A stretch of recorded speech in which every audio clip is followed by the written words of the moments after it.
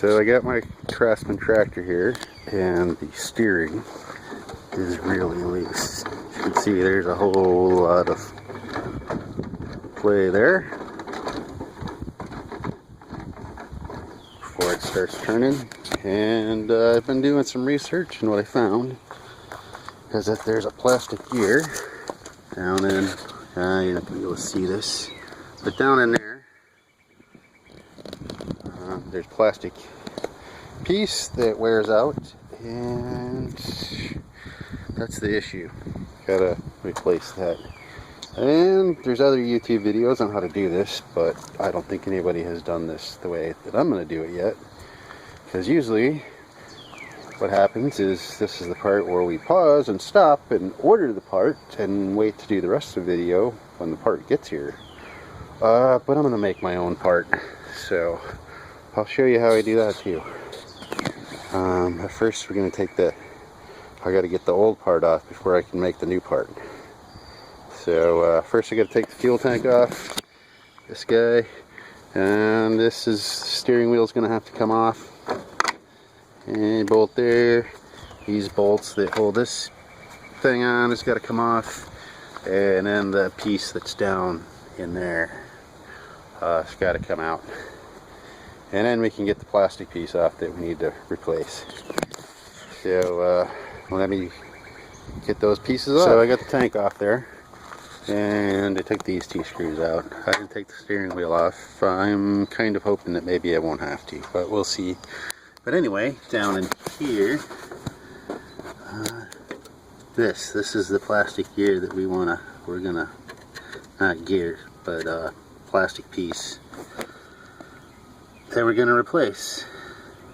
It holds that, and too, if I turn this, you can see that it's all wobbly in there. I did disconnect this here, so it will slide out of there, but it's not enough to completely get it out of there yet, so I'm gonna have to take the bolts off from the bottom to get it the rest of the way out of there so I can get that part out of there.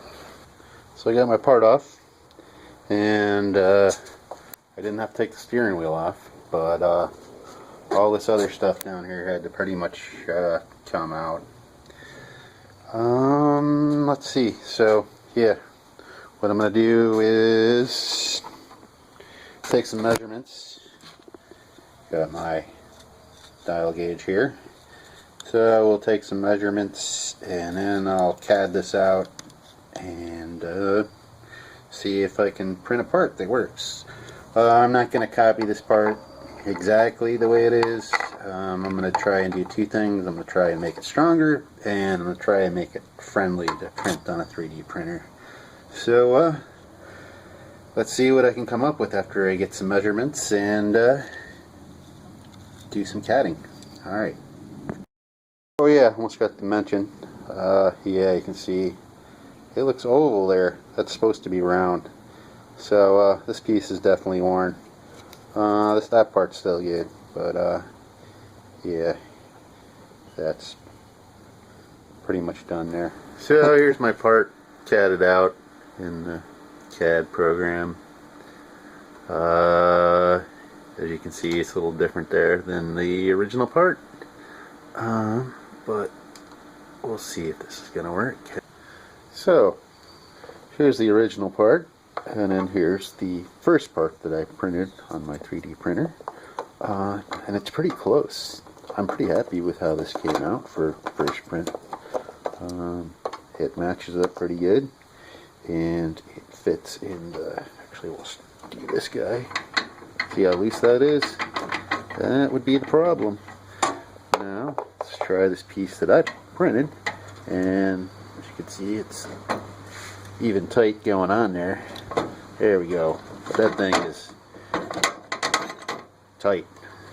Probably this is tighter than if I ordered the part. So I'm really happy with the fit on that.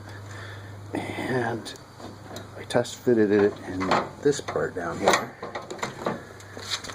And it fits on there good, but there's lots of extra space. So I've decided that I'm afraid this part's going to break it, so I beefed up the size of it, And I tried, let's see, here we go. Yeah. So there's the one, the bigger, fatter one that I tried to print. But it messed up. So I left this going last night, and then I woke up this morning to find that it screwed up on me. So I was hoping to like put this together now. But I had to print another part, and I decided not to use this ABS. I'm using the PET G. So let's go check on that. So here we go. This is the part I'm planning to put on there. Still printing. It's getting pretty close. We're at 86% there. Still got over an hour to go, maybe. Something like that. But yeah. Hopefully in an hour or so we'll be putting the tractor back together. So I got my third and final part, I hope, printed here. And I'm test fitting it. Looks like it fits on there pretty good actually. It's a little bit tight, but I'll grease this up and I think it'll be good. Shouldn't wear out as quick. And let's see if we can pop this apart here.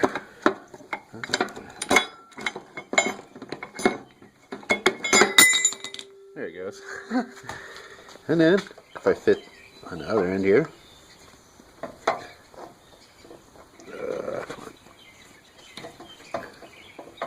there we go. Fit this on the other end. And there we go. It's pretty tight on there too. It does turn. So, but it's, man, I think there's no play. So yeah, it's going to be really good and tight now. Like I said, it should be tighter than the if I bought a replacement part. So yeah, not perfect, I guess. This will be on the bottom, and the washer should fit right through there. Actually, we'll mount that up right now. So I got my piece bolted on there. Let's see if we can see the washer and the screw fit through that hole there, and it's on there. And I greased it up. It's tight, but it still moves around pretty good with the given the grease that I put on there. So now is the fun part of getting this thing all wind up and back together. See if I can get that on there. So I got my part mounted in there, and I think I got the, let's see, there's like a little line right there. I think it's lined up pretty close. I guess we'll find out if it's lined up right when I put this back together. But yeah, it's all ready to go right back down in there, I hope, and then we can try it out and see how well it works. But there's the part mounted up on there.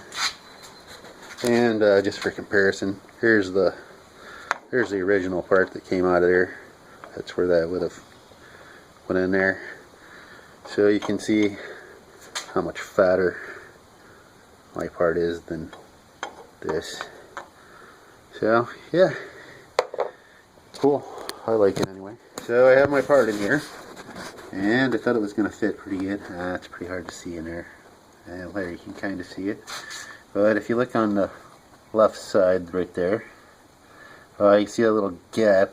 There's too much of a gap. And if I try to turn this, see if we can try to turn this. Yeah. There's too much slop and play down in there. So I'm going to have to tweak, I'm going to make it a little bit wider in that spot and try to print this again. So I think I finally got a part that I like that fits, and I kind of like this red too. It almost matches the Briggs & Stratton motor. But this part, here's the part I had before, that one, and so there's the original part. Here's the part I tried, and I thought this part was too fat. Or actually, I'm sorry. I thought I needed to make this part bigger.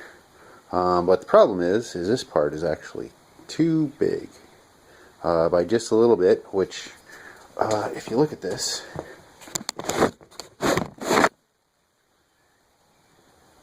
so right there on the end there's a clip and 3 washers.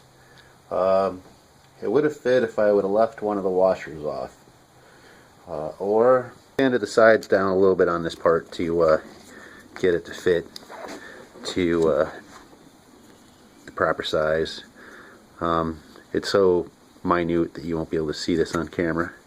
But anyway, I'm gonna put this one back in here and try it out, and I think we're gonna be good. I got it all put back together with my final piece here. There, we can kind of see it down there, and I put a little bit of grease on those, but looks like we're getting the full range of motion on that there, which you can see. So yeah, I'm pretty happy with that. So I got to put it back together, and I was just showing you the gear, but let's take a look at what we got here for the steering. There's still a little bit of play in the steering wheel itself, but it's definitely much tighter than it was. There's not a little bit of play there yet from the steering wheel, but it's definitely tighter in that other area. So yeah, pretty happy with that. Might tackle this steering wheel issue at another day, but just gotta put the gas tank back in, try this out.